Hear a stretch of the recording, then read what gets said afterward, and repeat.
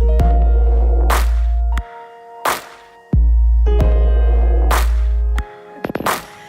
the other area I wanted to talk to us about really is leadership. So I know it's something, you've been around some incredible leaders, religious leaders, but also, business leaders, cultural leaders. So I'm really interested in leadership, and everyone's got a different sense of what it means. Mm-hmm. So what does leadership mean to you? I think we're all leaders, whether we like it or not. I think that having children for me is a real example of when I bring energy into a room or I bring something, it has an effect. So I think that we are already always and at all times affecting and being affected by each other. So we're all leaders in that respect. So that comes with a responsibility of being human. I think there are some qualities that have been consistent across the different conventional leaders that I've worked with, from people like Noel Rogers, who I still work with, is a complete dude and one of the most humble guys that I work with. And so humility and understanding our place in the world, the fact that we are all the result of women who birthed us.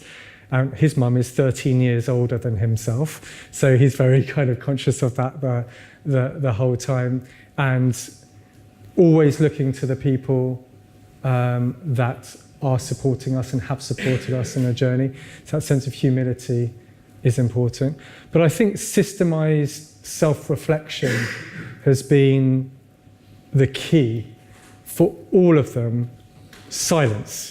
So just as I do not apologize for asking you to meditate for 30 seconds, I think it's so important. So obviously the Dalai Lama spends more than 30 seconds a day meditating, but all of the leaders I think that I've worked with and that I admire, silence and systemizing mystery within their day, within their businesses, within their organizations is crucial. So for example, at Global Tolerance, we had something called the Sound of Silence, where every single day, at the end of the day, phones would go off, computers would go off, we would come together, and we would take it in turns every day to ask a powerful question. What's of most value today? What's of most value to you? What does success mean to you? What's your favorite childhood memory? What would it mean to you to grow? And then we would all have a minute of silence, and then half an hour facilitated discussion around what came out of the Sound of Silence. And every single day, it was the most creative, humanizing, beautiful moment of our day. Led to so many campaigns as well as bring us closer as a team. And we brought clients in if they happened to be there at the end of the day as well to join the circle. So that's systemizing. So not just, wouldn't it be nice to find some time to have some quiet? Every single day in the diary, we're being silent together, individually and together. And we're going to use our marketing processes to extract the magic out of that mystery as well. So if you were to give everyone a kind of a guide on how, as an individual, they could get better, is that what you would say? Then actually take that time? I think it's a step, because I do believe as cliche as it sounds, but we all, you know what to do with your businesses, and you know the best way to run your life. You know what is of most value to you. The key is to reflect on it. The key is to, we are all subject to an average of more than 400 marketing messages every single day. So, and all of them are on Maslow's hierarchy, or 99% Maslow's hierarchy of needs, getting us to buy more, want more. They rely on our misery. The whole system relies on us being unhappy. If we feel content with what we have already, there's nothing else to buy. If there's nothing else to buy, the system of selling stuff falls down.